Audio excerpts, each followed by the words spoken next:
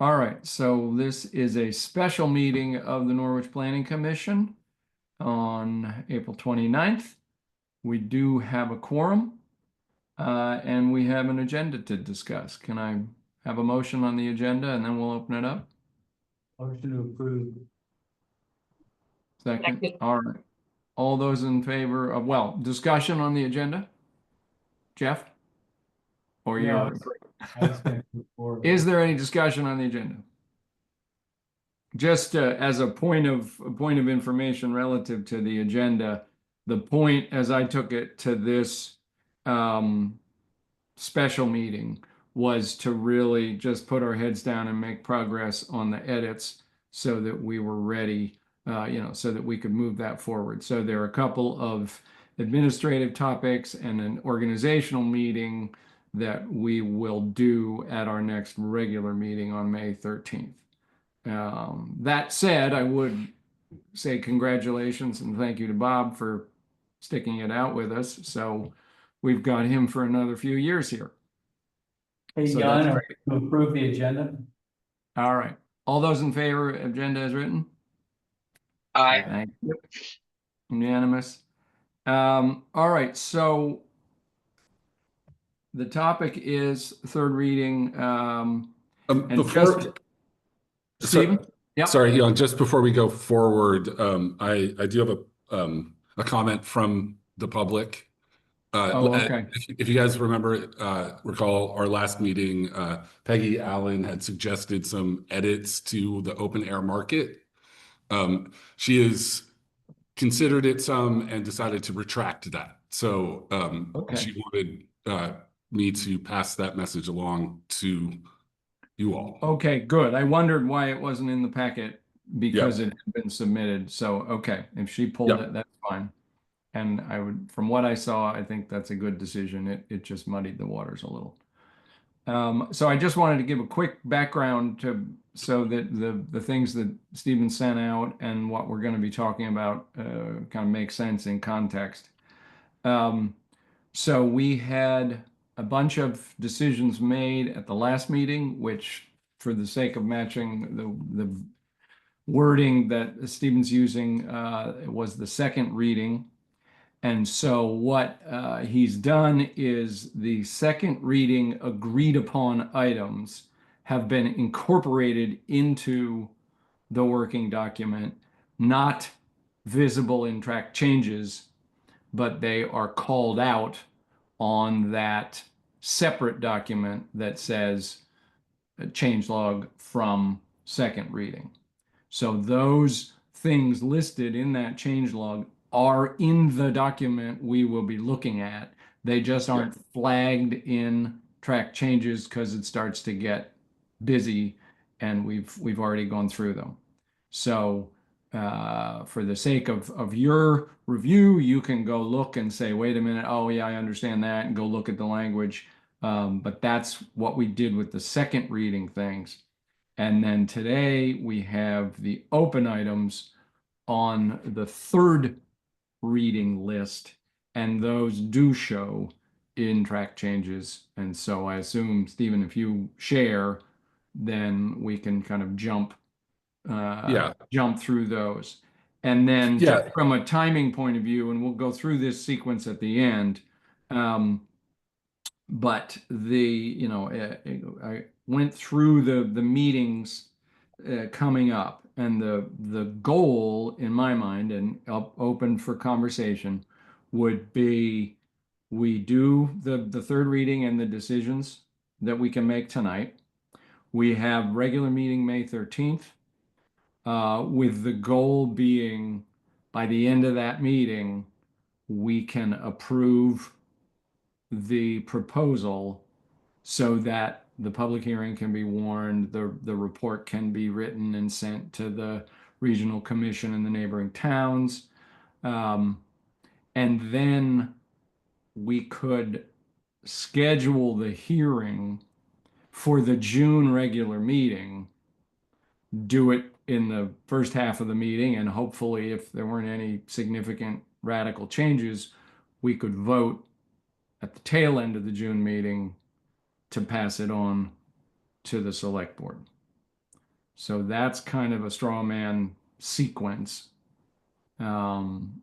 If things flow as planned. Does that make sense? Any thoughts, comments on that?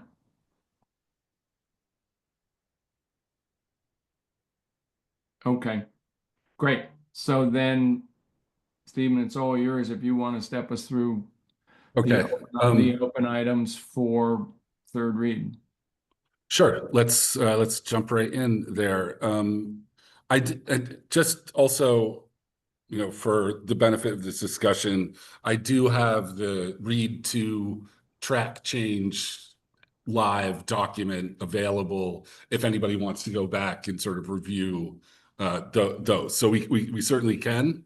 I have them. You mean for read 2? Yeah, Okay. because there are. I mean, I don't want to put, too much mud in the water, but out of our last meeting, there were some items that I was going to continue to modify. I just incorporated changes that clearly had consensus. So there were still some items. So there's a little bit of read 2 and read 3, but it's primarily read 3 in this last one. Okay. Okay. So sorry, I'm just figuring out how to share my screen here. Share.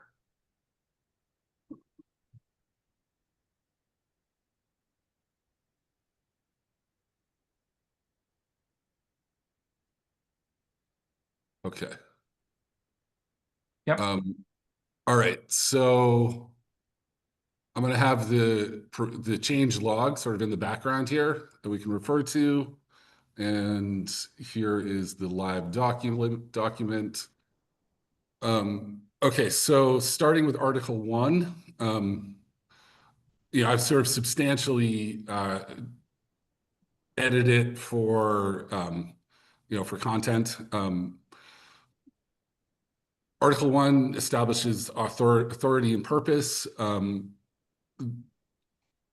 I've taken examples from other municipalities, sort of following, other bylaws as, sort of a guidepost for this. The authority and purpose are really it's very boilerplate information, though it is the sort of foundation, underpinning of, of this document. This sort of substantial. So may I ask just, what problem were you trying to solve with these changes, or what was the intent of these changes? To modernize them a little bit and also to reduce word count. And I guess this sort of the substantial deletion would be in section 1.3 purpose. Yeah. So the way it was originally written, you can see A1, 2, 3. It's an extensive, and I would say gratuitous amount of language. The nice thing about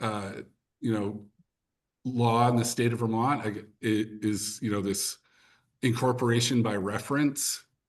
There is a statute that sort of creates the purpose for municipal planning and zoning.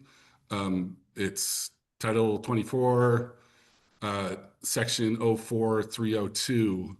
And if we were to go and look at that, you'd see that it contains all of these sort of notions that this section contains, and more.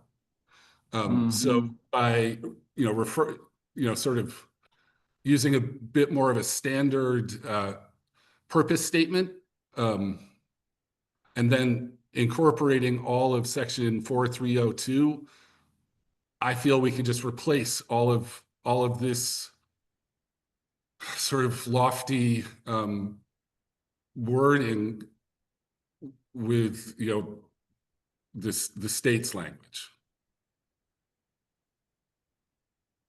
Okay. any thoughts from anybody? I think I would like to propose that in the purpose statement, that the concept of protecting the character of the rural environment be separated from the concept of density and to have it stand alone. I think it's an important concept Okay. and one that I think means a lot. And I don't think that that its relationship is only to the density and distribution of the settlement. To encourage, so the sentence in particular is to encourage the density and distribution of settlement to be in character with the rural residential environment of the town, and to further the purposes set forth in section 4302. Yeah, so I would say it should be to protect the rural environment of the town, and then to, like, have that be a standalone in the same way you're saying to protect public safety, health, prosperity, which is kind of interesting, et cetera. Yes. For discussion. I don't know if someone might see a good reason why it shouldn't be standalone, but I think that many people in the community would want the zoning to protect the character of the rural environment. Mhm. Not just rural residential, but the rural environment. Jeff?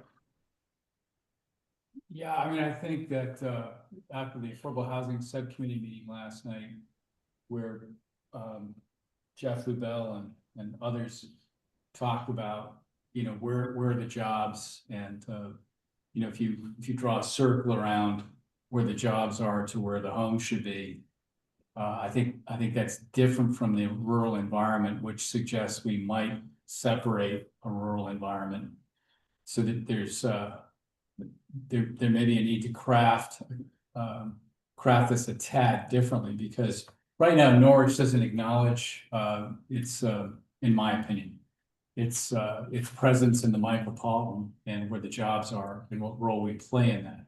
And yet, even if we do, there's going to be a rural element of our community that needs to be considered.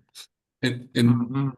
to that point, I think a natural way of, getting to that is understanding the idea that bylaws stem from a town plan. So, the next sort of large planning task that we have in front of us, in a couple of years, is to rewrite the town plan. And it might make sense to, really interrogate that notion during that process. Well, I agree, Steve. I think, distribution of settlement, I would say, in the context of, the regional setting, yet in consideration of our rural character. But those are two different, to me, what Mary's saying, Yeah. two distinct thoughts that I'm trying to agree with. I agree. I think that's a good, valid point, and I'm happy to work with Mary and the board to really pull that out. And Well, and also, I like what Jeff just said as well. I like both of them, because you're acknowledging two truths that will be explored in greater depth in the town plan, but you're being explicit about them here, which is there's a regional context, and Norwich has its unique rural character within that. And we want to be as explicit about that as possible. I mean, it's pretty explicit about various other things, high elevations and forests and so forth. So, I mean, I think we should call out what matters. I agree. And I will noted, and I will try to pull that out, and I'll circulate some ideas. I would just encourage anybody with specific language, send it to Stephen, and then he can be it's the hub and spoke model, and so he can take them and try and craft it together, and we can have a couple of them to look at the next go round. And I do want to add that here that this read 3 is really my intent here is to try to, you know, condense this document a little bit, make it more concise. And I'm not wedded to anything here, and we don't have to make any of these changes. So, you know, one option would be, you know, if it's sort of like, oh, we got to talk about this at great length, we can just choose to not make the edit. Hey, Jan. Well, and that's, yeah, go ahead, Jeff. Yeah, I was just gonna say, so Steve's real question was, can we replace all of this language from the VSAs with this paragraph? And I think I would say yes, with the consideration that we just discussed. So Yeah. I'm good to move on. Yeah, I would agree, and if Yeah. others, fine, we'll take a cut at it. What I was gonna say was simply that the schedule that I proposed at the beginning here and over the next couple of meetings, I think we're at the stage where unless something really new pops up, we're going to try and meet that schedule. And if something requires too much debate, we're going to leave it off to meet that schedule at this stage. And that's, we said that to Stephen at the last meeting. We said, bring us what you bring us what you want. What do you want to slide in at the last minute? And if it is controversial or just time consuming, we're gonna leave it for later. And so let's take the input and try and craft something, and we'll look at it next time. Great. Okay. Good. So it's more of the same through all of Article 1.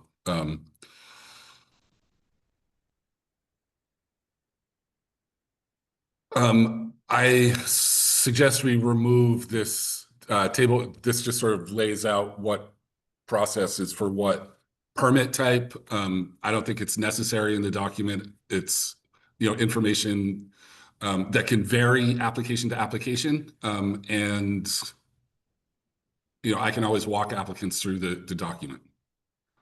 That's also very well detailed in another location, Yes. or more than one. Yeah. Yeah. Yeah, certainly if we're duplicating things even within this document, that's silly. Yeah.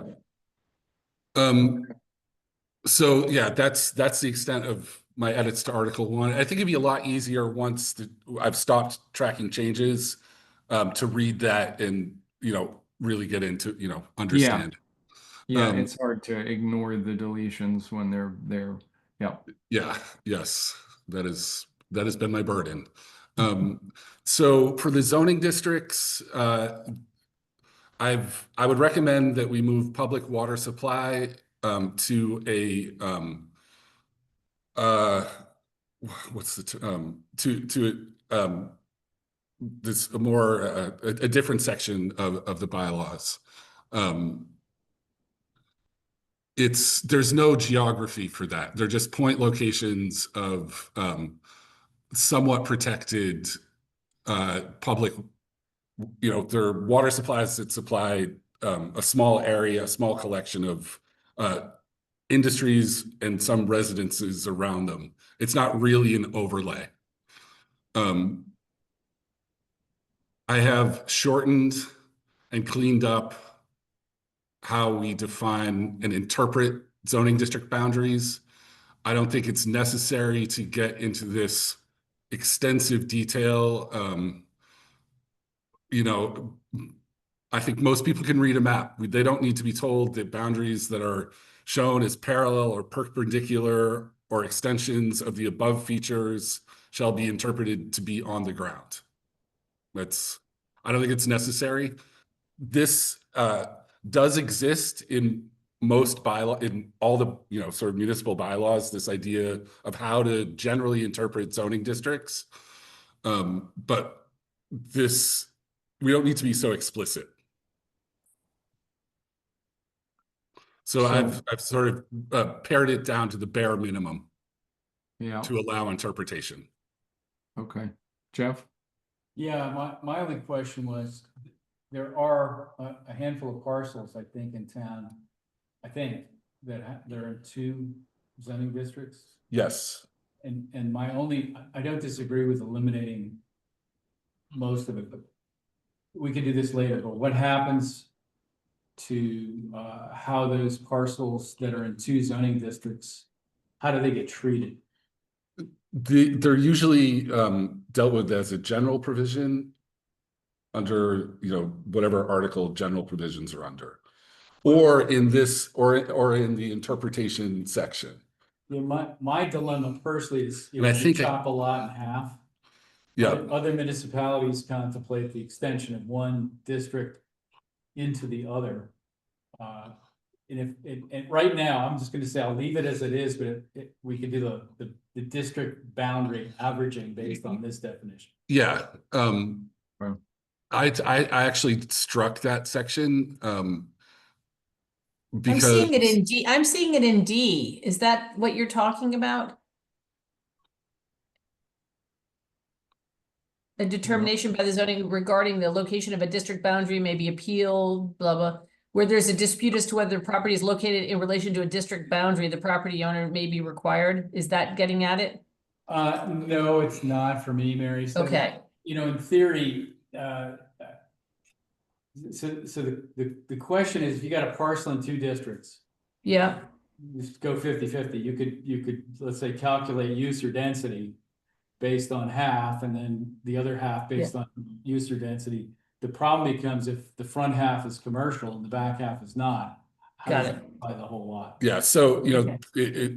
in some contexts, you'll extend one district a minimal amount. The more sort of favorable one, that's kind of the idea there. The reason I struck this is that it required a public hearing, and I don't think that's necessary. I think we can be explicit, 50 feet into. I agree, Okay. but that definition isn't there. Yep. So that was my only comment. Yep, I think that's a good comment. Okay, so you have that noted, Stephen, or Yep. you going? Okay, Okay, good. Thank you. moving along. There's gonna be a lot of scrolling here because I didn't touch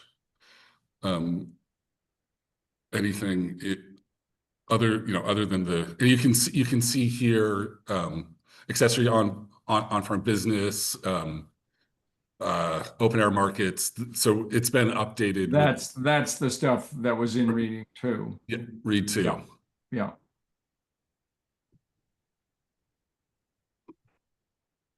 Whew. Page Flood 25 is the next one. Page 25. 25 is the next one, I think. Yeah, Okay. Thank you. you got it. Is there a way I can like You skip should be ahead? able to jump to the next. Okay, previous next. Yeah, Okay. yeah. Sorry, you guys. Uh, Next. Yeah. that's it. Yeah. Okay. So, oh, now it's, Now you're back at 10. Try it again. yeah. There you go. Okay. Okay. Sorry. Where's it? But I also sort of lose where I am. No problem. All right. So one of the topics that we had at the end of read 2 was the waiver authority. Mhm. And there Wait a were, second, you did miss page 25, just so you know. okay. I don't know if you need to, at least on the one you sent, the one that was, Yeah, there you go. Okay. This Yeah. was just to be thorough. Yeah, no, thank you. Thank you. This is also something that we discussed at read 2. Yeah, with we sort talked of- about. We're going to set aside. My take on this is that we just leave it in. It was a recommendation from Two Rivers. I would say I would like at some point in the near future to consider all of the shoreline protection overlay district. Because I think it can be rationalized a little bit. And until such time that we do that, I would recommend just leaving this sentence in. Two Rivers sort of noted it's being a bit vague. I don't know I don't think it's so vague to cause problems. Well, and I think to your point, it makes sense if it's better understood or better defined in the context of a whole conversation about shoreline, then that's right. Let's not piecemeal it here. Leave it in and we'll deal with it all together. Okay. Yeah. Okay.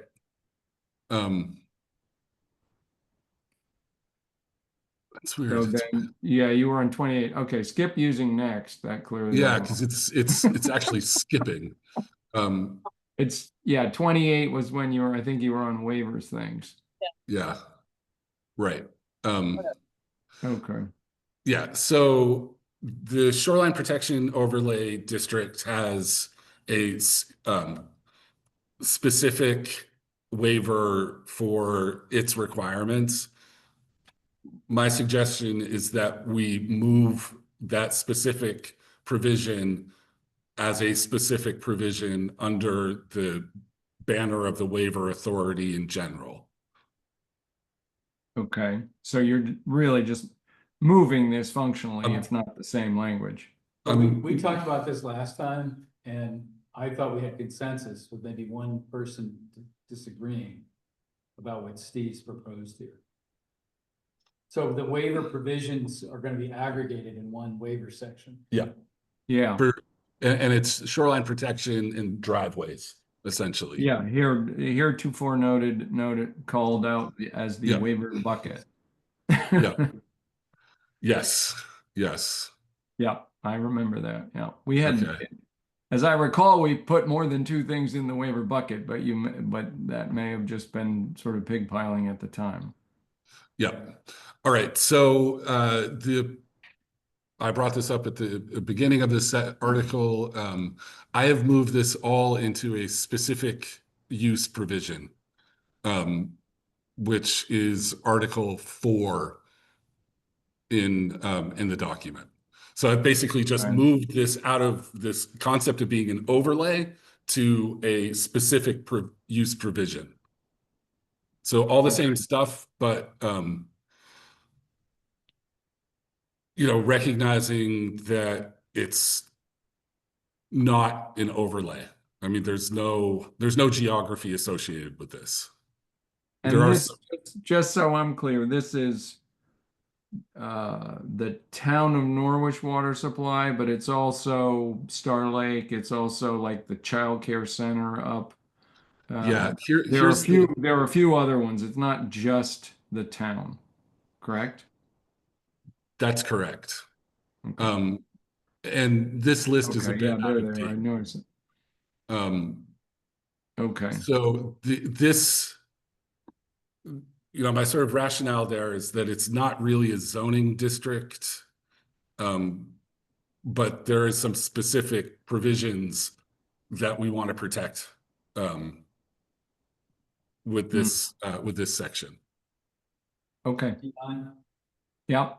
Yeah, so the state of Vermont governs the public water supplies. For all of these components, the key element for the town is the North Fire District. None of the rest should be codified. Mm-hmm. Really? Really, Okay. Norwich Meadows, the daycare center, Hog Pine. So if you've got a community water supply, Okay. the state governs it. There's no need for the town to govern it. Okay, then we should just strike it. I would get rid of it, except to the extent there's some provision for the Norwich Fire District, because our essentially everything goes into the well up Route 5, the gravel packed well that feeds our reservoir up on Dutton Hill. Yeah.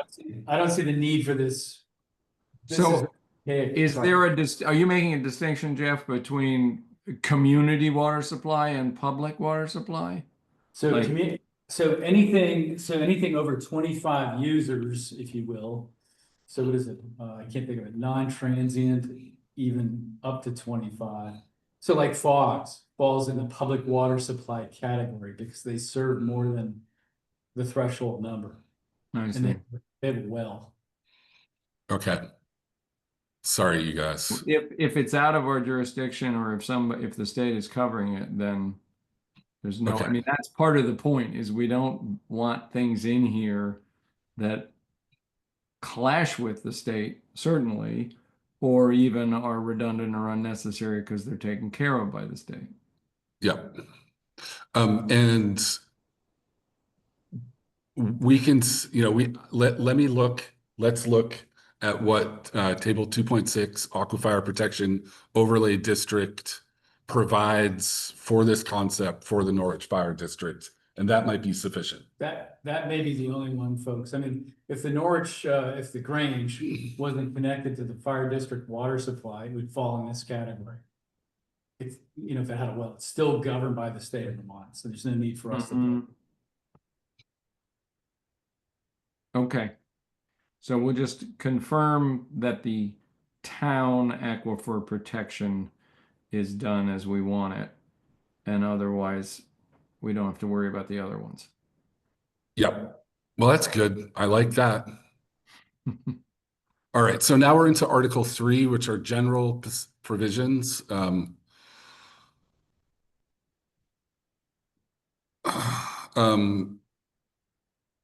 this sort of covers general standards.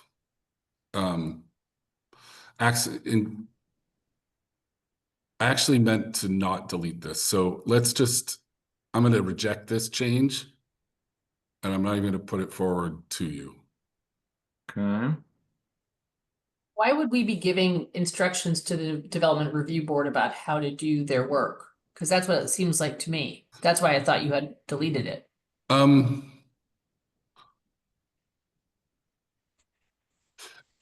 Or is it Lots without taken as a given that that's what the Development Review Board is going to consider, abuse, safety, traffic, and so on? That's the sort of thing the DRB considers.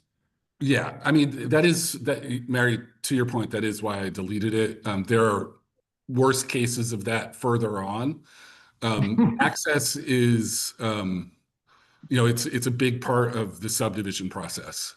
And, there's specific language in the statute about, easements for lots without frontage. I could take it out. I'm happy to take it out. It's a little redundant. Yeah, that's what I was thinking. It's in some other document that tells them how to do their job. Yep. Anybody have any trouble with taking it out? Doesn't bother me. Okay. The DRB has to approve, there has to be access for lots without lot frontage. So the rest is good. Hey, Christian. Did someone have a question? No, I just acknowledged that Christian has joined us. This we covered in read 2.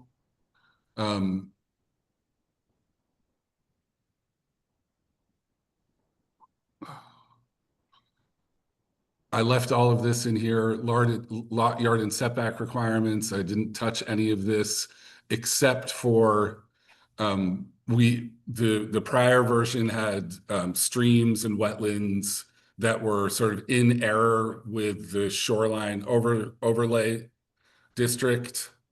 So I deleted them. They had different setbacks in this table than they did in that district description. So I deleted them from this table and provided reference to the reader to look in the table 2.8. Okay.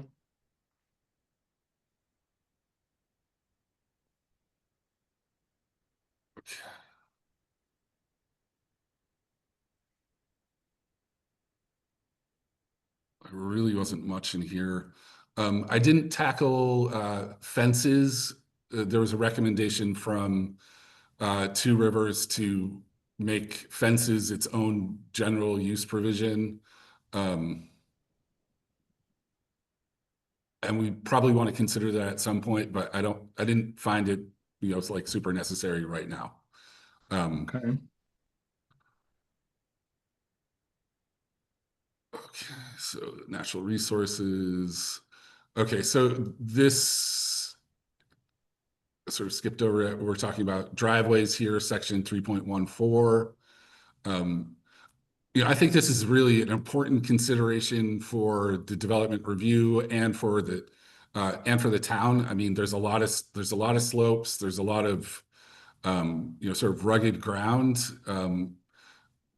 So I like the amount of detail in our driveways. I just think that, like we discussed, waivers should be moved to the appropriate section. Okay.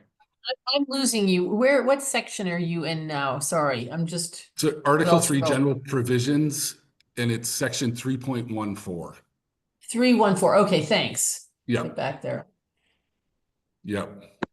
So really what you're talking about is just deleting and moving the waiver language Yep. to the single location. Okay.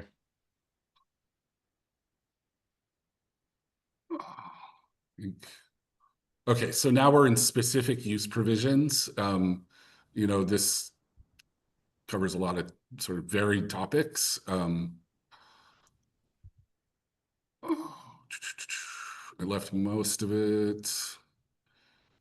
Okay, so Mary, to your point, we shouldn't be telling the DRB how to do their job. In section 4.05, which covers excavation, filling, and storage of material, there is item C, which sort of lays out what the author deemed relevant. I think we shouldn't, generally shouldn't be telling the DRB how to do their job. Also, I wouldn't want somebody to, if the DRB failed to have a finding on the effects on surface drainage on and off site, that could create some kind of jeopardy for the town. Steve, can you scroll up? I just want to see the header there, Yep. So excavation, filling, storage of material. So this is not related to necessarily site plan review or development envelope. This is a generic material movement section. Yeah, it's I just want to make a specific Meaning it's provision. a use case if you wanted to use your property by piling stuff on it either temporarily or long term and moving it around, and that's just how you used your property. That's right. So this is separate from a conditional use review, a site plan review, all of that. If you apply to have a quarry, you're gonna go through all of that, and you have to comply with this. Yeah. So the threshold criterion, if we get rid of the red, is the 500 cubic yards. Yeah. And I don't know if that's a large amount or a small amount. A lot of people move fill around all the time. It's a lot. Actually, Hanover regulates 10 cubic yards or more. Okay. But I take that back. It's a bunch of fill. But I think this is fine the way it's regulated because it brings us before the DRB if such an endeavor is pursued. Yep. So the question would be, you want to change it from 500 to something else? I don't think so. I think we just leave it as it is. I agree, because I can't think of another project in Norwich that's needed to do that. Yeah, and Mhm. but I don't think we need to explicitly say what the board must consider and impose conditions on. They can impose whatever conditions they want. If they lack the expertise to truly answer those questions, we can go out and find somebody to provide us advice. So I'd like to remove this. So I agree with you. I'm just asking the question because it's come up in the past, which is the desire for the DRB to have guidance from us. That somehow, the flip side of that is at least Ernie's voice, and we got some of it from former members of the DRB in conversation, which was one of the problems with these regulations is they're ambiguous, they don't give us enough guidance, so as long as we're not making it harder for them to do their job, I'm fine with giving them the ability to make their own list and find their own experts and so forth. I just want to give them what they need, so to speak. Yeah, and I definitely, I take that on board.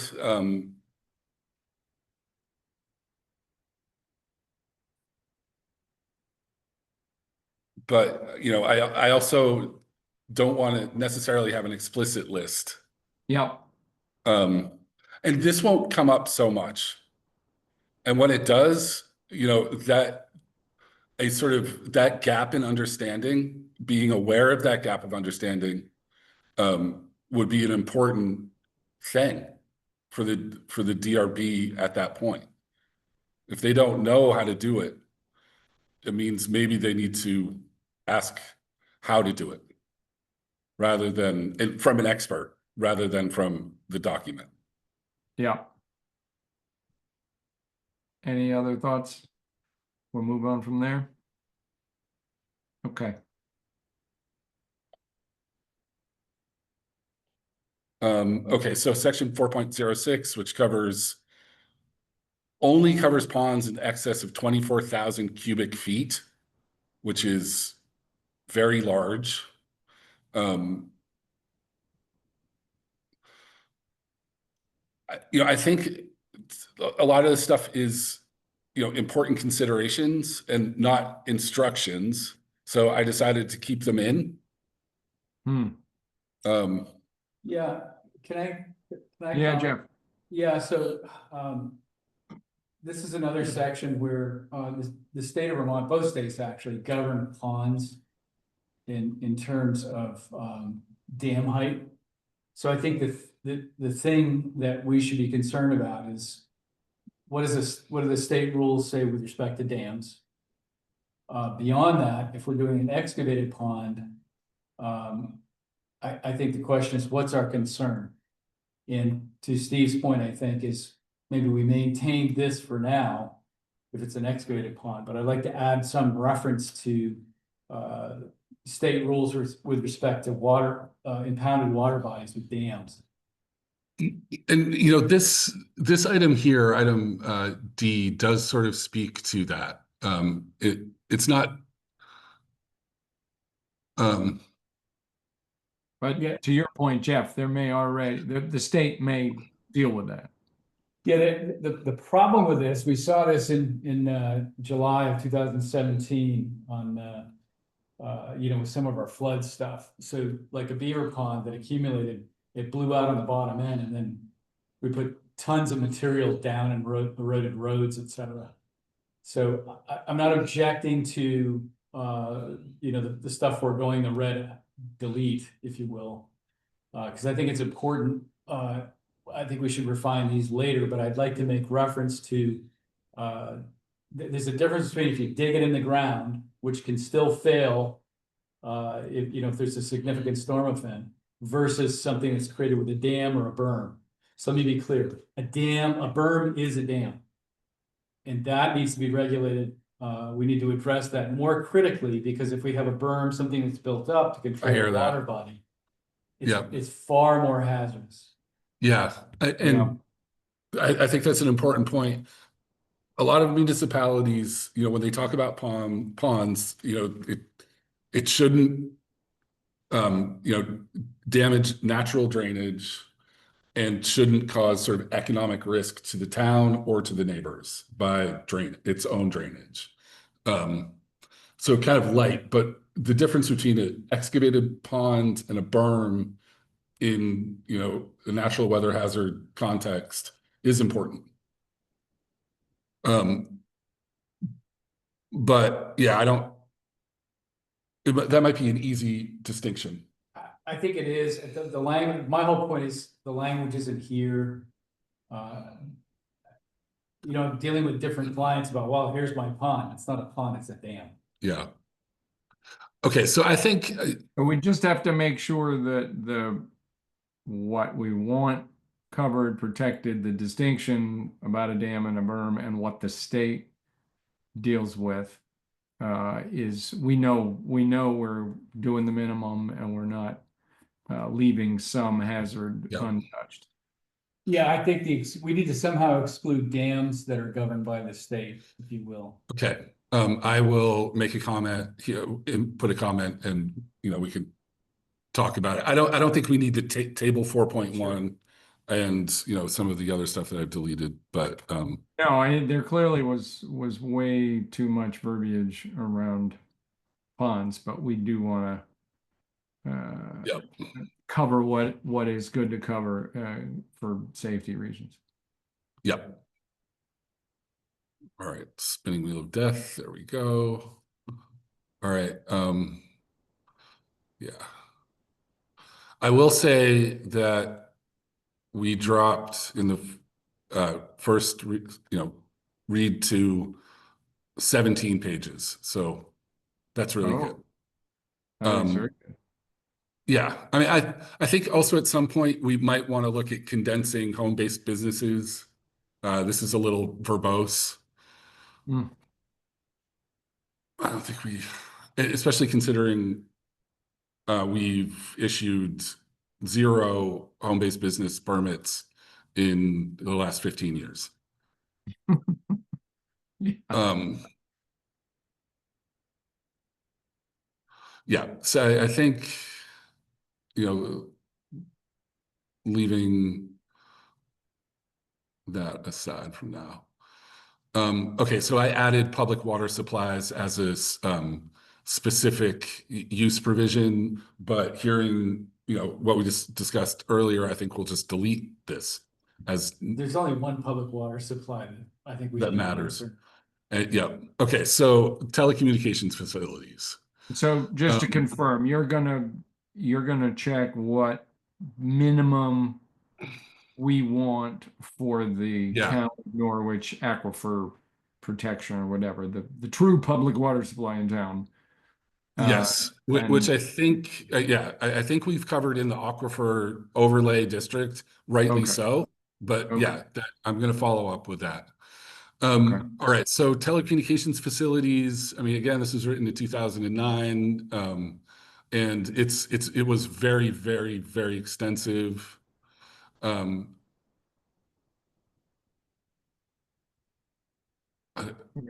It looks Yeah, like, okay. It looks is like, that stuff taken out, or it looks like that's added? This is yeah, new this stuff. this is added. I think I might have messed the tracking up on this. So let me switch over to. I thought we took out a ton of stuff on. Oh yeah, we did, but I did leave some stuff. Okay, so we already deleted a pile in read 2. Yeah, yeah. Okay. And I guess I didn't carry that over. So for My question in this one is, there's a lot of shalls, which I'm all for, like you shall do this in terms of communication towers, but then there are a couple of that are may, number 4 and number 5. So the 4 is if you fail to do your annual declaration, you've got an abandonment notice and you still haven't done anything.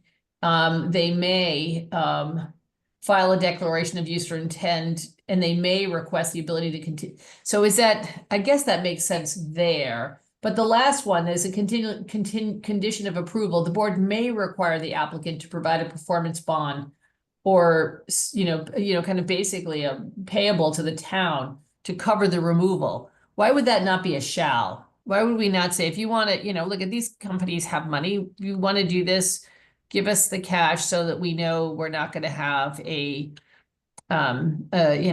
problem at the end, because the language is clear that you must take it down.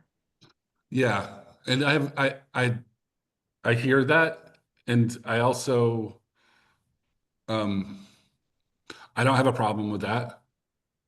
Yeah, I mean, is there a downside that I'm not seeing? We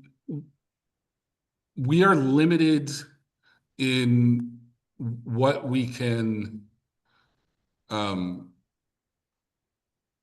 basically the PUC covers the process of building these things, and we participate that as 248 instructs, but there is sort of municipal regulation. Are all those things that are under B there, 1, 2, 3, 4, and so on, those are within our power to Yeah, do? yeah. And if, Okay.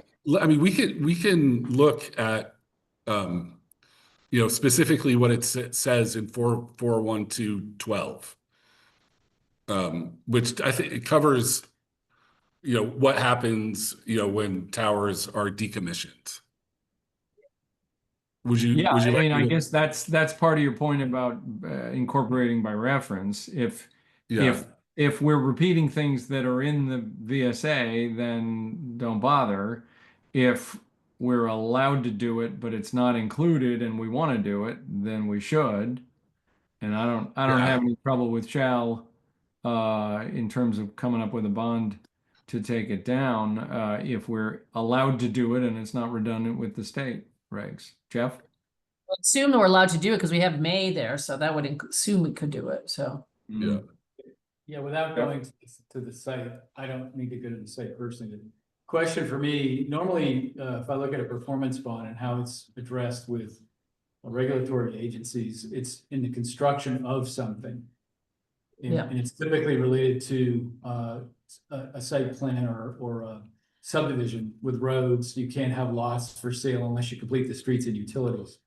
In this case, this has always struck me as odd. yeah, You've got this relationship where, let's say, a utility comes in and leases land from a private landowner. I assume they have an agreement that's governed by the state of Vermont. And if the user abandons the facility, I assume the agreement and whatever their governance is with the state of Vermont addresses how that structure is addressed from that point forward. So my question would be, why is it in the interest of the community to want to take it down and or bond something that may or may not ever happen? yeah. And you're right. There is some rules about what can be bonded, and I think it's only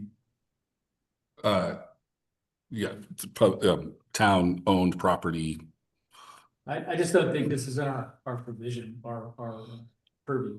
Yeah, well, then I think it's more important to see than what the law says. So if you want to take a read, Stephen, at the overlap there, the question of what does the state law say and whether we need to add anything, whether we Yeah. can add anything, and then we can look at it next time.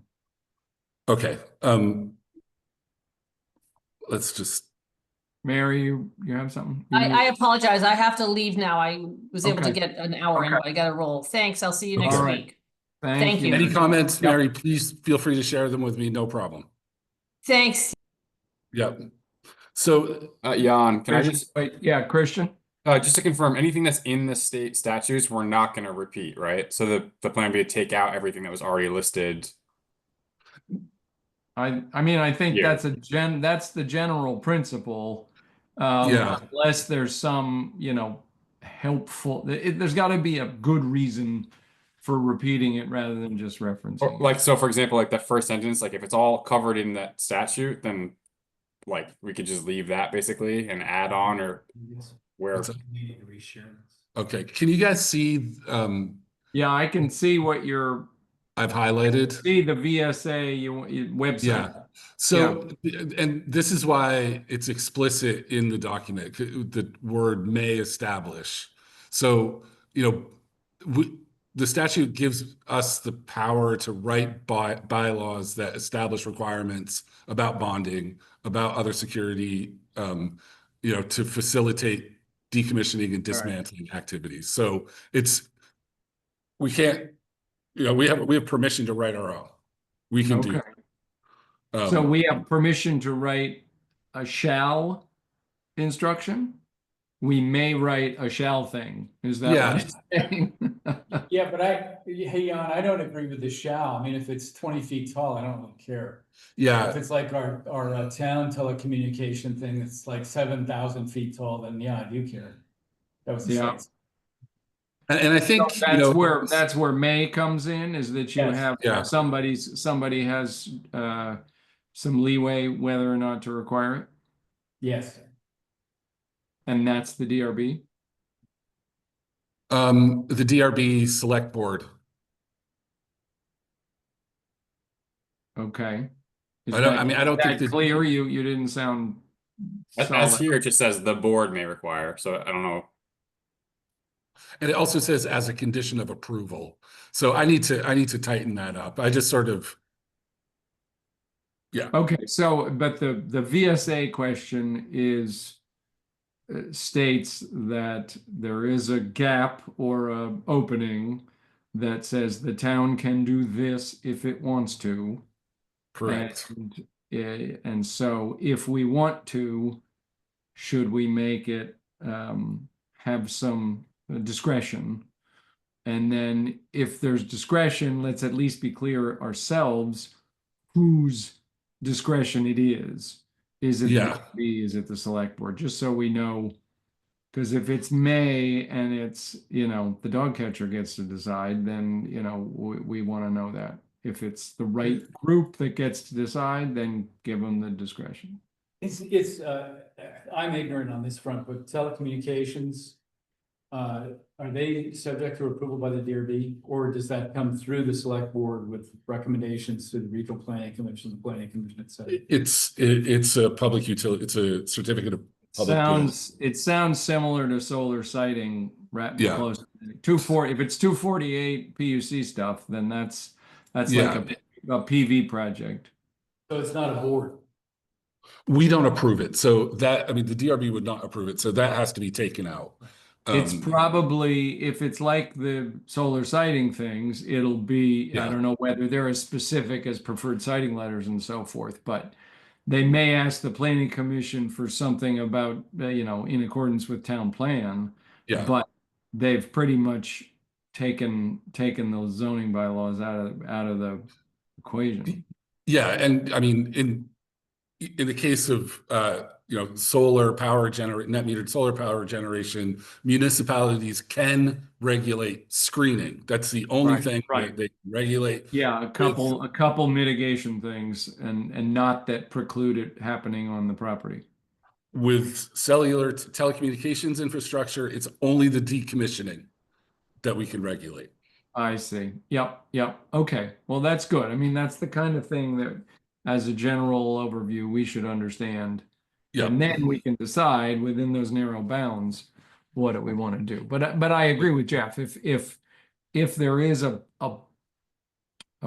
example we can consider, like a 20-foot high tower that somebody wants for their ham radio, and we don't care, that we wouldn't want him to have to bond for it, then let's leave Right. it as may. Yeah. And right now we don't have a provision for ham radio towers or, personal towers in this section or in the bylaws at all. I think we could review it conditionally under another conditional use. Does that count as a structure and there's a height limit? Yeah, but it does. They generally exceed the height limits. But also, it's not the end of the world to have, some guy who has a retractable 40-foot radio tower in his backyard. No. It She maybe bought gives the world for his neighbor if they feel like making it so. Yeah. Well, I had a guy in Ferrisburg who was he was buying a house, and one of his main decision points is whether or not he could put up his ham radio tower, which was 50 foot when it was fully extended. I said, yes, we could find a way. All right, so you're going to clarify some Yeah, and state tighten up. windows, state allowed windows, and a proposal to Yeah. put something in them. Okay. I went back and forth trying to sort of tackle small wind energy systems on my own. But at some level, I don't have a problem with this. But I do think that 100 feet is very tall. And I don't really see any circumstance where this, an application for a small wind energy system would get to a conditional use process due to the fact that it's over 100 feet and not have it fall under the Public Utilities Commission as a certificate of public good. I just don't see anybody having a small energy, I mean, what do you guys think? Yeah, I mean, I don't know the technology well enough these days. I think your point is correct. Whether they have the equivalent, it may not be the 15 kW limit on this of solar things, but Yeah, if you're going to put a 100-foot plus tower up, you're going to put a big enough turbine on there that it probably trips you into PUC category. It wouldn't hurt to confirm that. yeah, And just say, okay, because if somebody wants to put and again, you haven't seen a permit for this in a long time. There sure aren't a lot of them around. Even if you drive around, not just Norwich, you don't Yeah. see a lot of, 10-foot diameter wind turbines on a 50-foot tower. Well, yeah, but Tom Gray was a proponent for wind farms, and there's some in Vermont, which are governed by the PUC. So I think on the one hand, this is redundant, but I don't see any reason not to leave it. yeah, Because the PUC is gonna supersede this anyway. yeah, and that's sort of where I landed. We Yeah. might want to look at this in the future when we look at other specific use Yeah. provisions. Yeah, Okay. it's one of those things where the technology has changed. Back Yeah. in the day, it made some sense to throw up a small turbine on a short tower, but now it's just not the way it works. Right. Okay, so I will leave that Yeah. alone. Yeah. All right, accessory on for development review. We discussed separating site plan and conditional review application requirements into two separate tables. I started to do that and I realized it's actually kind of difficult to do because it's dependent. For some conditional uses, you might want a boundaries, a boundary survey. In site plan review, you might not need a boundary plat. I like keeping it here. If we get to the waivers later, the DRB can waive requirements. Well, they can always waive requirements. But I agree, right? My experience since we haven't had what's the right word? A town zoning and planning person since Phil left and Rod left, let's say it that way. We just haven't had standards. And so this sort of sets it forth Yeah, and what I would recommend is that, and that we'll do this as a separate process. All of this information, we just put this on the applications. So if you're applying for a site plan, this is what you require, and take this out of the document altogether. Mm-hmm. Well, I like the checklist, but in these all over, but I would keep it in the regs. So Okay, all right. This gets it turned into a checklist. Okay, we'll leave it. We're leaving it as is. Okay.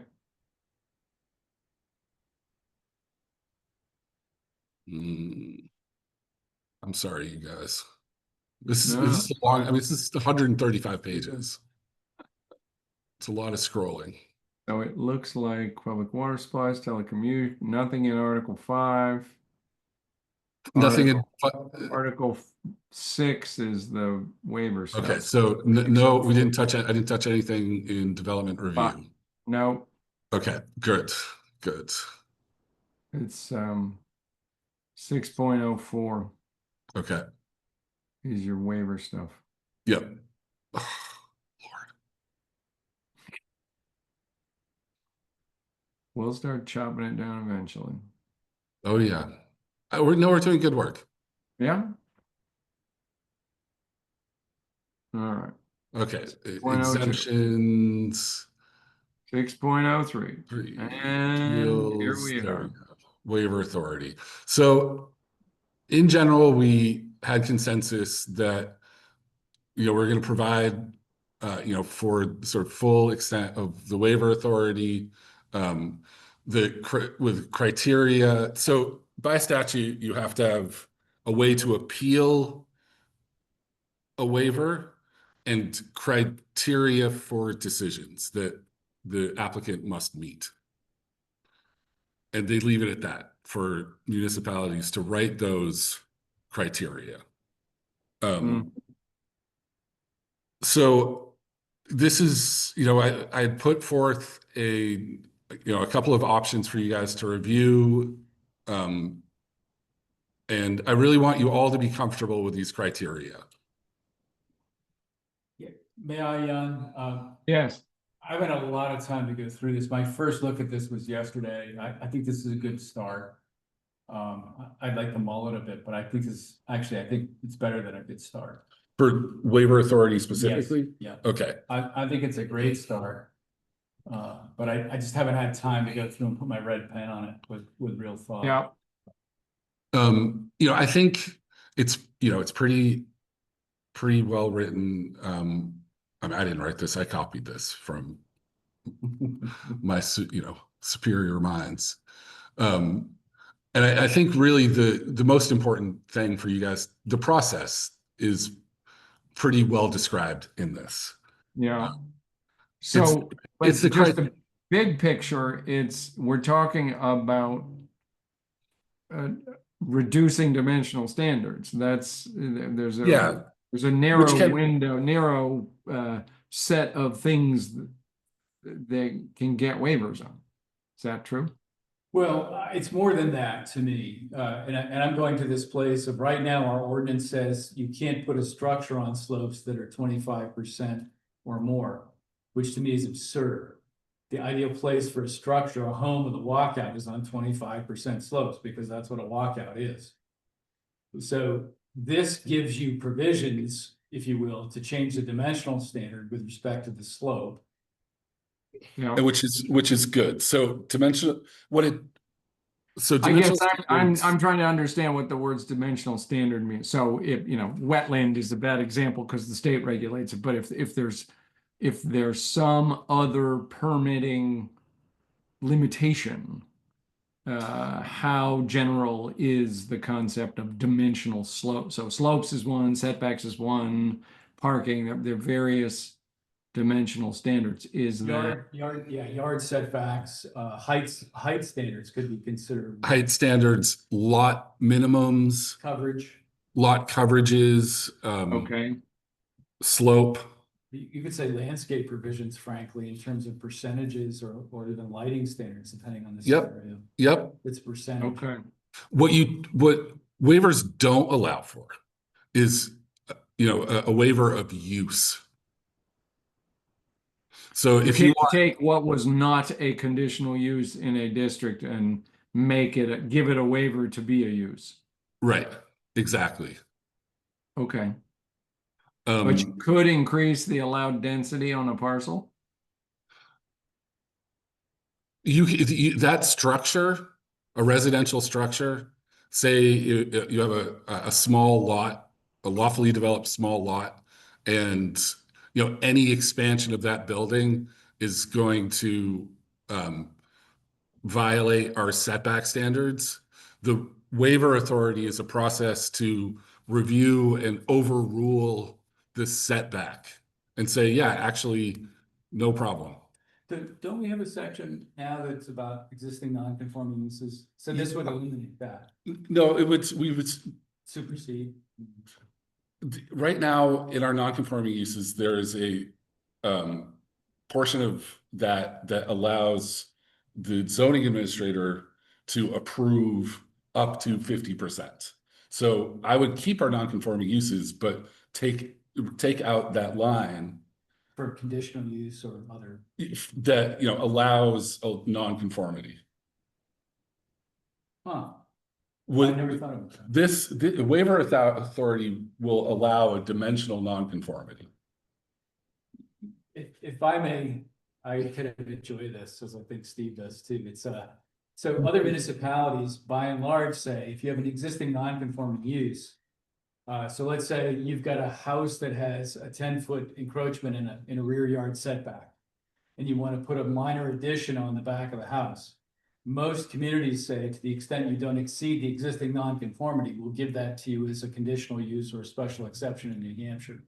In this case, we have a provision that the zoning administrator can grant that up to 50%. And if we eliminate the language, then it can come under the waiver authority. Correct. Yeah, yeah. Never thought about that. yeah. Right. Sorry for that torturous. So, I love it. I love it. So, you guys have fun.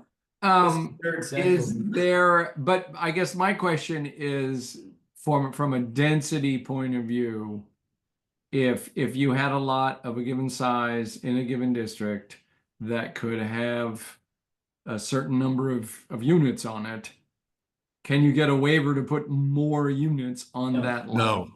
no, Okay. you can't. No. That you That's can not a through, dimensional standard. you can through a planned unit development. Right. So there's a process to do that, but not, this is strictly dimensional. Not a waiver. Okay. Which is a All right. wide definition, but it is still limited. Okay. But I would invite you guys all to look at the criteria and sort of apply your mind and make sure that you're happy with it, especially, the final one, which is the waiver being requested is reasonable. I think that's perfect, but you may want more.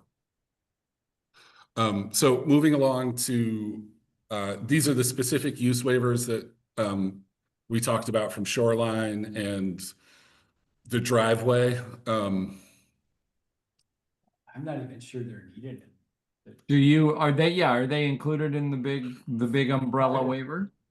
I'm okay with what Steve's got here, but I think, as I think about this, I'd even throw out the driveway stuff because the waiver would cover it.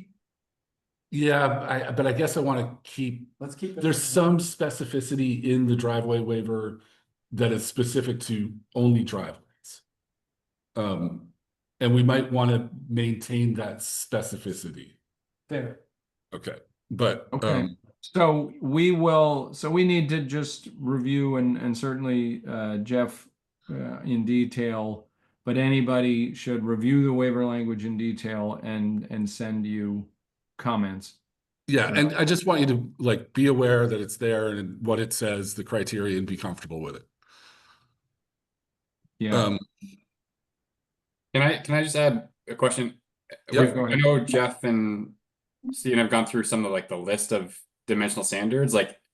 Is there a problem with listing what for a layperson homeowner who wants to know what this is covered, what you could use the waiver for, listing some of those? I mean, to me, dimensional standards, you guys listed a whole variety of things outside of just square footage of an addition, or square foot, you talked about, I don't know, 5, 6, 7 things Jeff had off the top of his head. Can we list some of those out and say they're not exclusive, but this is what's We covered? could consider that in a part of it, adding it to our definitions. So if I can So say, I would picture that as being somebody walks into your office, Stephen, and says, I want to stick something out back. Can I do it?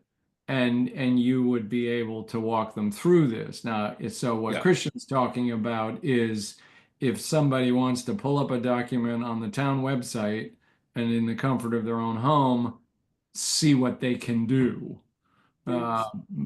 So, I don't know, Jeff?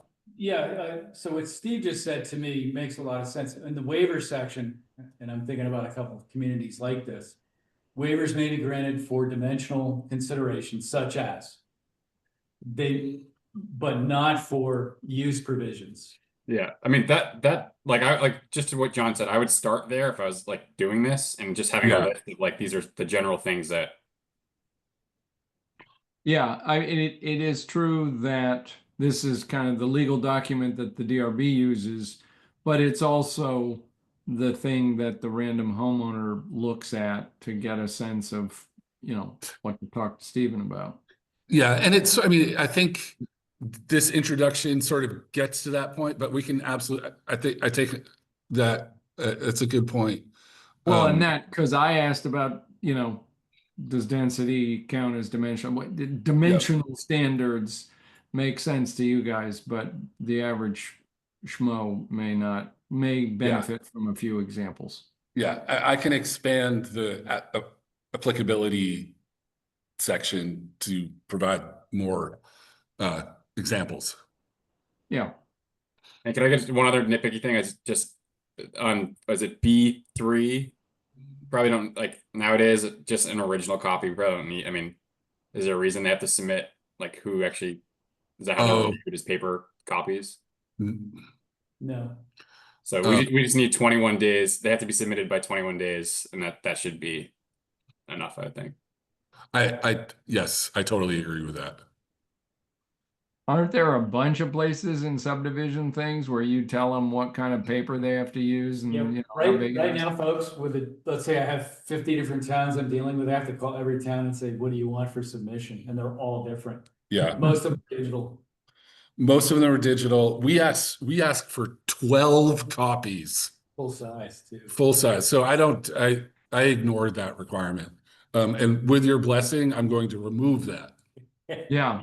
I mean, we really, there's some, just like the technology of small wind turbines. I mean, we need to keep up with the times a little bit here. And if, Yeah, no point in making somebody print big things and then we throw them out. Hey, as an applicant to the DRB, hypothetically, so if you're an octogenarian who looks at 24 by 36 plans on your little cell phone, can we put a line in that says to any octogenarian board member, you must receive a full-size plan set? Oh, I always ask that they bring at least one full-size You know, plan and set. I'm not joking, but through many towns, I see these folks looking at their phone, they have no idea what they're looking at. And I just want to say, let me give you a effing EFF Yeah, plan set. Yeah. So clearly, I'm just saying that let's be real about and that's one side of it. What can you see on a phone? But how many big copies do you need? Where do they need to be? Yeah. That kind of thing. Thanks for Yeah. the therapy, folks. I feel much better. yeah. I thank you, Christian, for seeing that because that would have bothered Yeah, me. there are various things like that. Yeah. Okay. I think that's it. Oh boy. Now was all, was some of that subdivision and some of it zoning or This is just bylaws. we I didn't touch. we finished zoning last time. Yeah. Okay. Yeah, I didn't.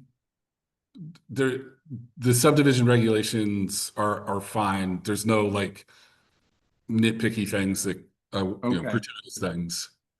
For example, there's nothing like this. I don't think this is necessary. Yeah.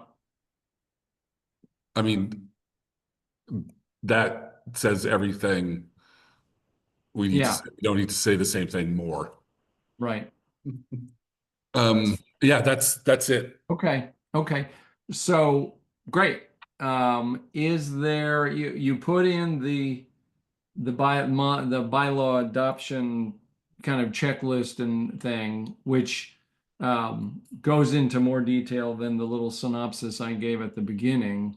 Yeah. But it's in keeping with that. And I guess the one thing I would want to discuss or propose to this group is that, and we don't need to finalize it before the next regular meeting in May. But we will, for the neighboring towns, the planning commission, there needs to be a report stating what was changed. And then for the public hearing, we're going to need some kind of a presentation that outlines what was changed, which of the changes were required by new state laws, that whatever it takes to walk people through it. So I just wanted to get in people's heads that it would probably be quickest or easiest to simply empower the chair to work with the planning director to develop such documents that are needed to accompany these and explain these changes or something like that, so that we don't try group editing on a PowerPoint presentation that just explains this stuff. We don't need a motion for that, right? I mean, I think you should make a motion. So, so at our next meeting. Yeah, we are can do it at the have a next chance to review the packet after our next meeting, whatever Steve prepares after our next meeting. That would be tougher. I mean, if we want to vote on it at the end of the next meeting, then I think we need to be looking at that packet. Or we need at least everything except a few little tweaks would need to be, that we're going to discuss in that meeting. So it's a question to people. I don't see the schedule I laid out said that we would vote yes on this bundle sufficient to flag a public hearing. I mean, it has to be completed to schedule the public hearing, correct? Yeah, I mean, I think there may be time to have a final reading at the next meeting, but not after the next meeting. Well, my question is, if we're gonna take a formal approach to this and say, okay, Steve's gonna develop something, we need to approve it. Which I'm not inclined to think we need. I mean, he can put all this together. I'd just to make a motion that says, okay, I make a motion that as we review all this stuff, Steve creates presentation slides that shows what's been changed. Oh, I would like some help. I would like the help of the chair to do it. Well, yeah, and maybe more, but it's up to you. At It's up least, to you. at least. Well, But- it can be, and calls on such members as he As deems needed. as necessary to do that task. We don't need to have the presentation ready. No, By but at the conclusion of the next meeting, we have between May and June to develop that. right, but we do, if we are intending, this is a good question from a packet point of view. Mm. If we are intending to vote at the end of the next meeting Exactly. on that bundle, on the final, but not the final, because we will incorporate public hearing comments. Right. But, and again, it's going to happen again in June if we try to do the public hearing and the final vote on that, in that same meeting. How do we make any decisions at the next meeting that change things and then vote on it? Jeff? Yeah, so doing this a different way. So if I have the original zoning ordinance here, and I have the whatever the bundle is, and I can overlay those two. And whatever comes up red or blue or whatever color, those are the differences. We're not gonna look at all these other track changes up to that point. We have the original and where we are at our next meeting. Okay, I hear that. From my perspective, what we've discussed here tonight, I can incorporate and stop tracking changes on it immediately. I mean, I can get that document out to you guys for your review, in the next couple of days. So we'll have all of this intervening time for everybody to look at, and the original, all of the changes. And at the, beginning So, of the next meeting, we have a time to hear any last minute comments. can we get, I mean, I'm just trying to do the hub and spoke. And then Go we can ahead. make sorry, Go just ahead, to Vince. include that thought. And then we can make them, and if there are additional edits from that conversation, we can make a motion to approve with amendments, with incorporating the With changes. the amendments, so those amendments would be in the minutes. Yeah. Vince? Audio. I was just curious, from a specific standard, what's the difference between a report to send to neighboring towns and a presentation? Because the report seems kind of like what Jeff's talking about, is sending the original version and a revision, the new version. And then as the presentation involve kind of walking everyone through why they changed, can you kind of elaborate on what a presentation to the town would be? Yeah, I think the way you're picturing it is exactly right. So the report is a report of changes. I think it's somewhat formulaic, formal document that goes to the regional planning commissions and the neighboring municipalities to allow them to review what we've changed and comment on it. The presentation is, you know, a sort of motivation for why we've done it. And, you know, the audience is the public, the town of Norwich, So And is the- there, And the select board. and the select board. so neighboring towns expect us to make changes after what we send them. Is it that critical that changes are made in the public hearing or slightly before the public hearing? It's a good point. If the report has think to that- go out before the public hearing, then there must be possibility for change after Sharon sees the report. Jeff? Yeah, and I think, you know, after the public hearing, there's an opportunity to, you know, address any edits that are requested through that process, including those from the Regional Planning Commission and, you know, adjoining municipalities. And this, I mean, the catch-all here is that the select board has a hearing. Yeah, So that if the Sharon Select Board wants to come and complain about something we changed after they saw it, they can come to the select board hearing. Jeff? Yeah, so what I don't want to do is burden Steve. So from my standpoint, I'm looking at this as a, you know, as an engineer, I suppose, but, you know, here's our original document.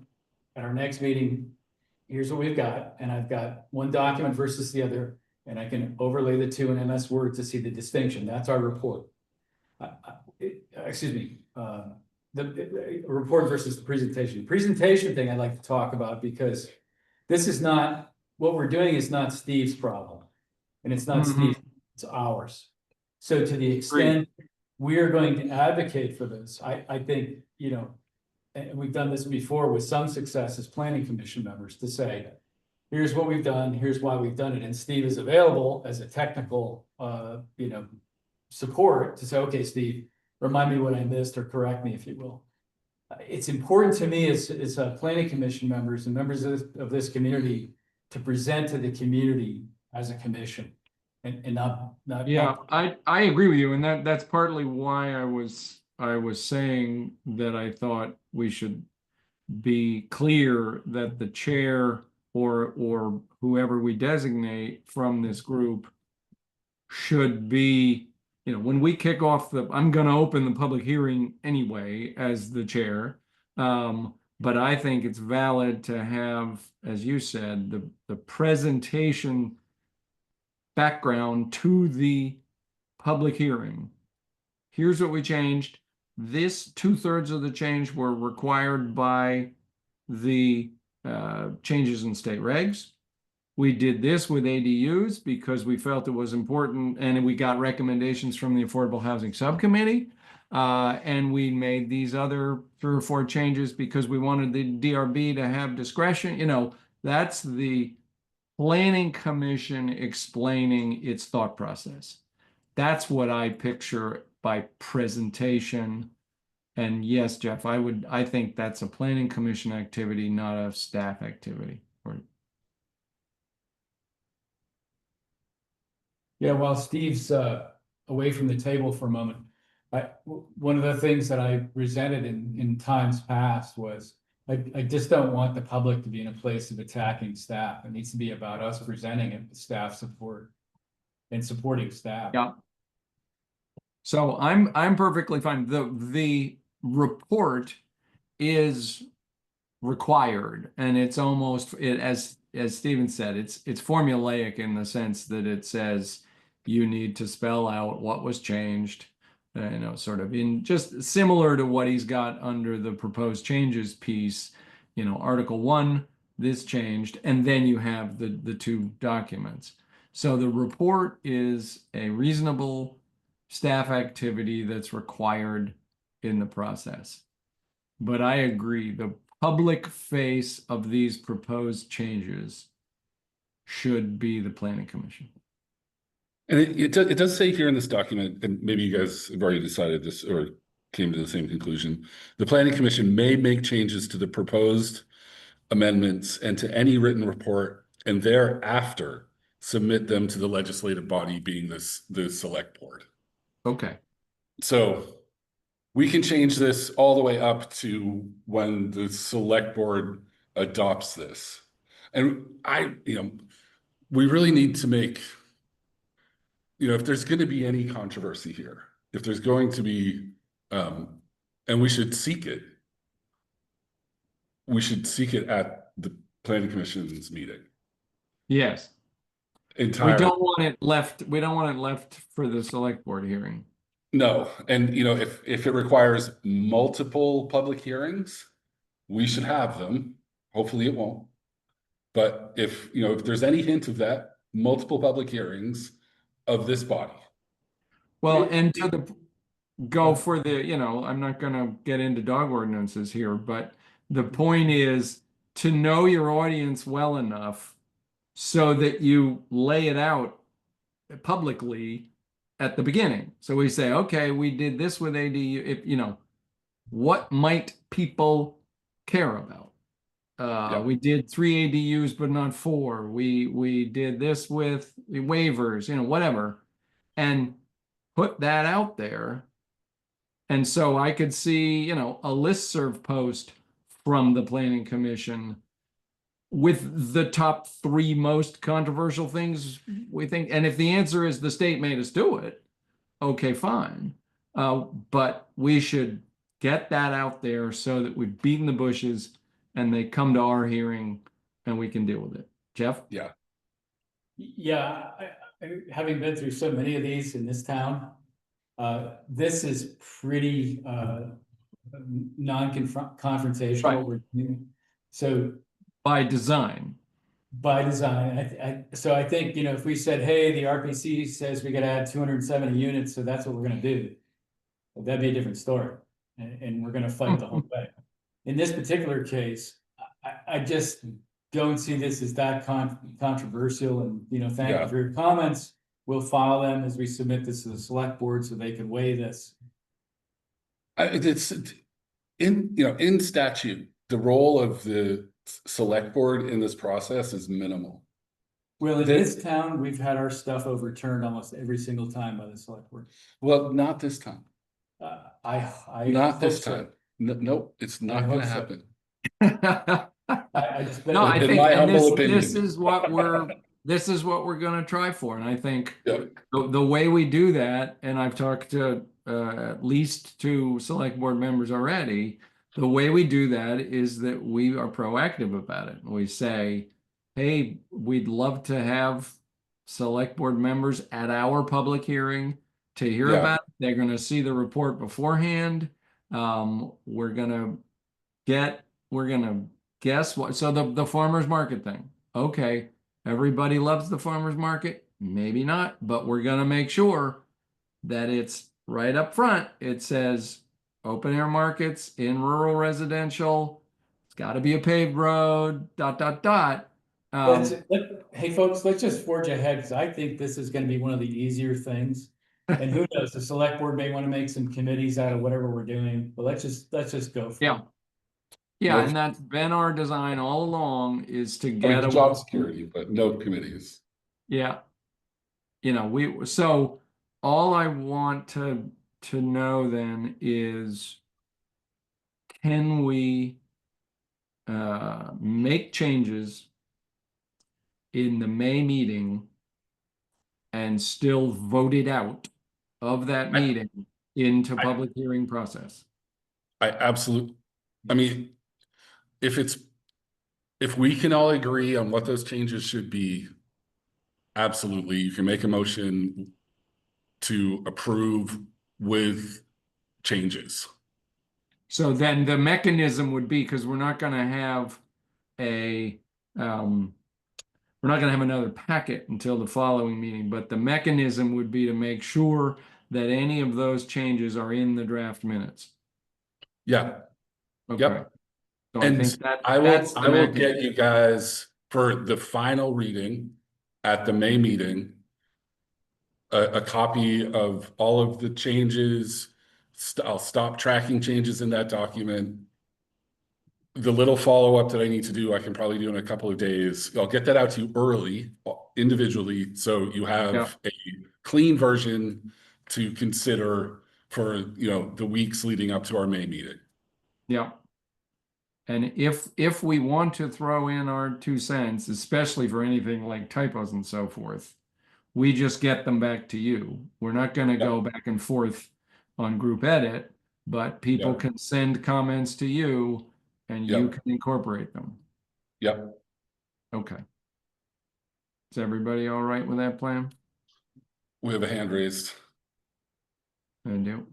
Yeah, Vince. So I just want to be clear, going into the next meeting, we're going to have a new batch of revisions.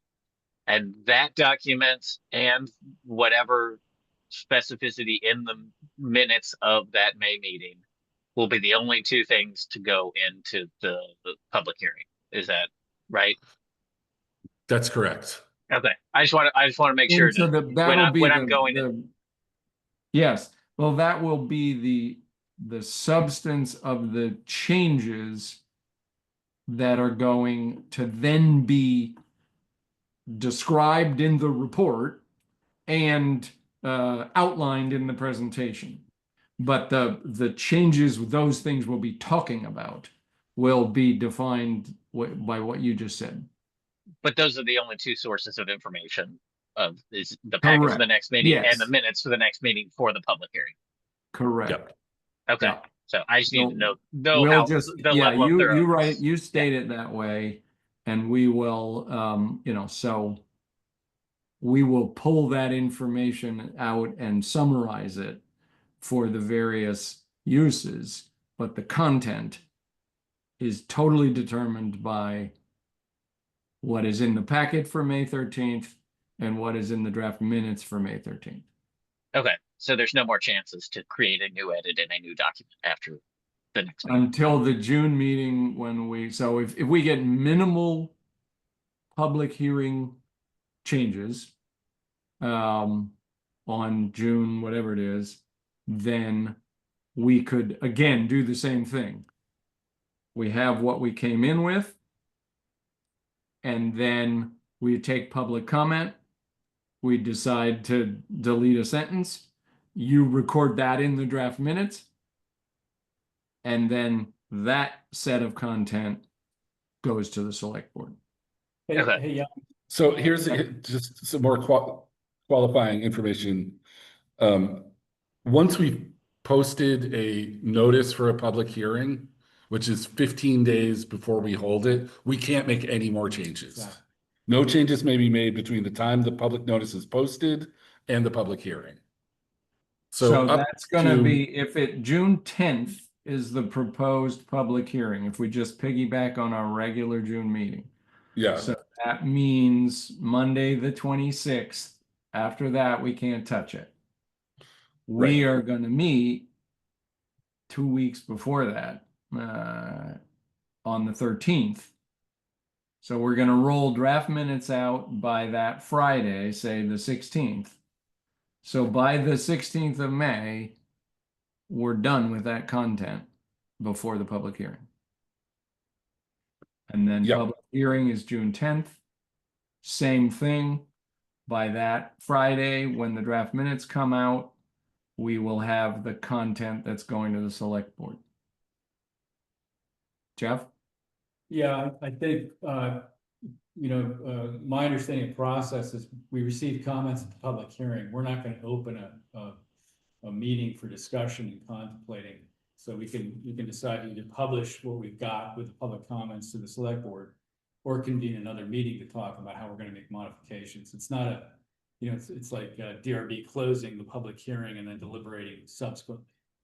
The public hearing isn't us saying we're gonna deliberate those comments that night. Okay, so does that mean if we got public comments that had made good reason for us to change something, that it bumps us a meeting, then we'd stick a special meeting in there to try and just talk through those comments? Yeah, and then the question is, depending on what we do or don't do we need another public hearing, which was to Steve's point earlier. But at this juncture, it could be, here's what we've published, here are the public comments we've heard. And if we don't think there's substantial issues, we could submit it all to the select board to go down that road. But what my point is, we're not gonna deliberate on what the public comments Okay. are. We're gonna Okay, receive. no, that's useful to know. So then what that means is if there is substantial, significant public comment that needs us to discuss, then we can decide whether we wait for a July meeting or do a special meeting in June. Yeah. Okay. Or we can hold another public hearing.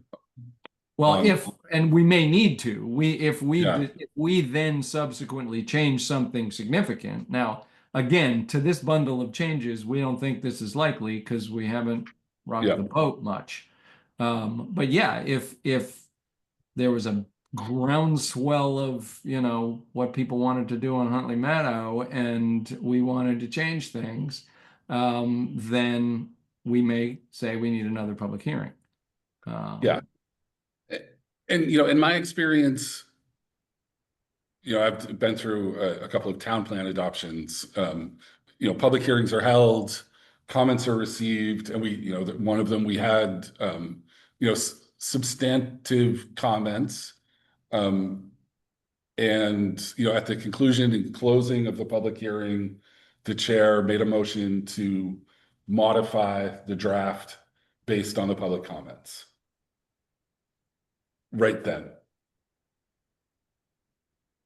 It sounds So like we always have that Jeff's not mechanism. it sounds like Jeff's saying he doesn't think that's an option. Well, I'm not saying you can't do that. I've never experienced that in various settings, but I think the question is if there's something substantial enough for change, I don't think we're gonna do it that night. I guess So that would I depend. could see, so it's possible. I think we're just gonna have to be flexible. I think the point is, let's get through the May meeting with the packet as complete as possible, based on people giving Stephen comments before that meeting now, and the draft minutes. And then we're gonna get through, we'll do the public hearing. It's perfectly possible that we're gonna get, 3 people saying I love affordable housing and 2 people saying I love the farmer's market, and we close the public hearing. And then we look at each other and go, hey, I think we should move this along. And we feel comfortable doing that. Yeah, we can take But a motion. that'll be June 10th and we'll decide. Yep. Okay. All right. Good. Anything else? I don't see public. You got any public in your Nope. room there? Okay. All right. Let's I think we call it a night. That's good stuff. Please send. Motion to adjourn. Okay, second. All those in favor? Motion- Everyone seconds. Yeah. Yeah. It's quadruple second. All right. Thank you, everybody, for making good Thank progress. you. All right. Have a good evening. You're stopping the recording, Stephen.